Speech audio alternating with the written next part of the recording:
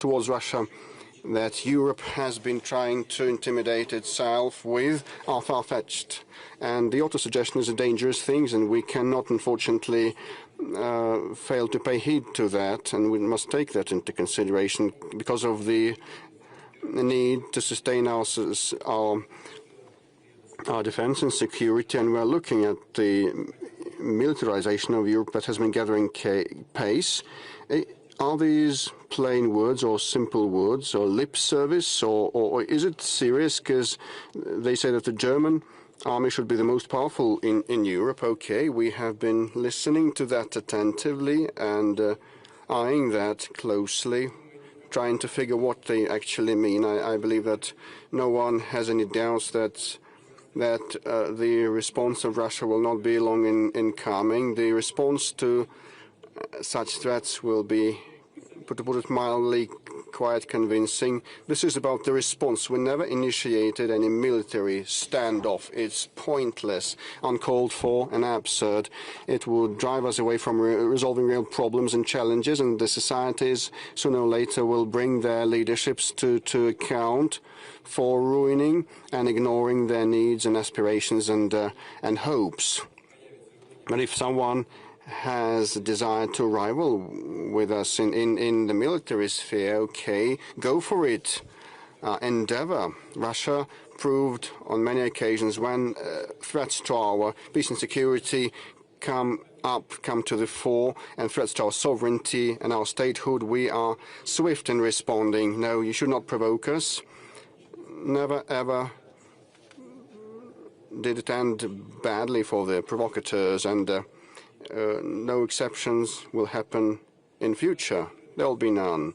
Our history proved that weakness is unacceptable because it gives rise to temptation, to a delusion that anything may be resolved with us, and they may have their way from the position of force and indecisiveness and weakness. Russia will never demonstrate that. It is something that we will never demonstrate. Those who cherish the dream of inflicting a strategic defeat of us, let them know that. And those speaking actively about that, well, some of them are far away, others, have passed away. There are no objective reasons related. There are very many reasons related to the man-made or social nature. So it's no use spending forces and energy on artificial, contrived contradictions. This is wasteful and silly.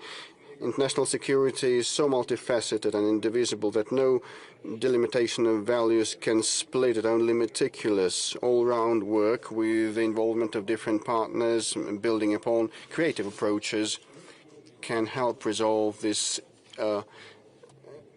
very complex security equation in the 21st century. And there are no more or less important elements. It is all resolved in concert.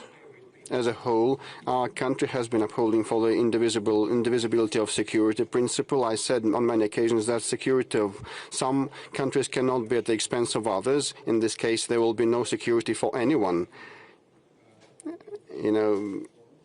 Saying this principle coming into play is something that will fail. To do the euphoria of those who had lust for power, who believed themselves to be the winners of the Cold War, brought about the desire to impose unilateral ways and approaches and their thoughts about this current situation, and that gave rise to many conflicts like the Ukrainian ones, and became the root causes of many conflicts in the late 20th to the early 21st century. Now no one is safe as a result of that. We should come back to the origins and correct the mistakes made, but the indivisibility of security today, unlike in late 80s and early 90s, is a much more complex phenomenon. It's not only about the military and political balance and the consideration of each other's interests. Our security, the security of humankind, depends on our capability to respond to challenges that stem from man-made and natural disasters. technological development, new rapid social demographic information developments, all those things are interrelated, happening on their own in an unpredictable way, having their own intrinsic logic and laws, and sometimes not in coordination with the will and expectations of people. The humanity risks to be left behind in this situation as a side observer, not being capable of ruling the situation or managing the situation. This is a systemic challenge for all of us. And definitely this is an opportunity for all of us to work together. There are no off-the-shelf answers, but I believe that to resolve global challenges, we need first to approach them without this ideological predetermination, without didactic tone. In this spirit, I'll explain how it is done to you. Secondly, it is important to understand that this common, indivisible affair that requires joint work of all the countries and nations, each culture and civilization should make their own contribution, because allow me to reiterate, on our own, nobody knows the right answer.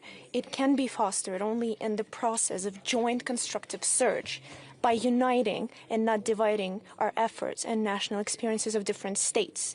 Allow me to repeat myself. Conflicts and clashes of interest have existed and continue to exist, and they will exist. The issue is how we solve the multipolar world, as I've already mentioned, is the return to classic diplomacy, where the key to resolution is through mutual understanding, mutual respect, and not coercion.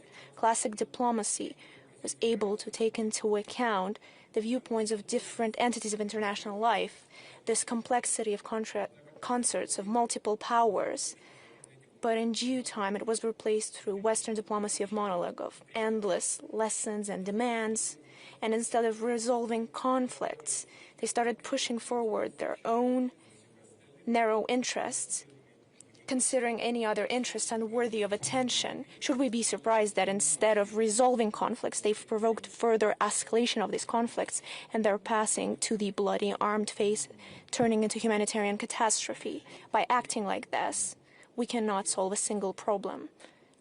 And over 30 years, there have been endless examples of that. One of them is the Palestinian-Israeli conflict, that through the script of Western unilateral diplomacy, fully overlooking history, tradition, identity, the culture of people living there, they can't solve. Just as they can't stabilize the situation in the Middle East, which in turn continues to degrade. And we're taking a closer look at the initiatives of President Trump. But I believe there could be a light at the end of the tunnel. Horrible example is the Ukrainian tragedy. It's pain for both Ukrainians and Russians, for all of us.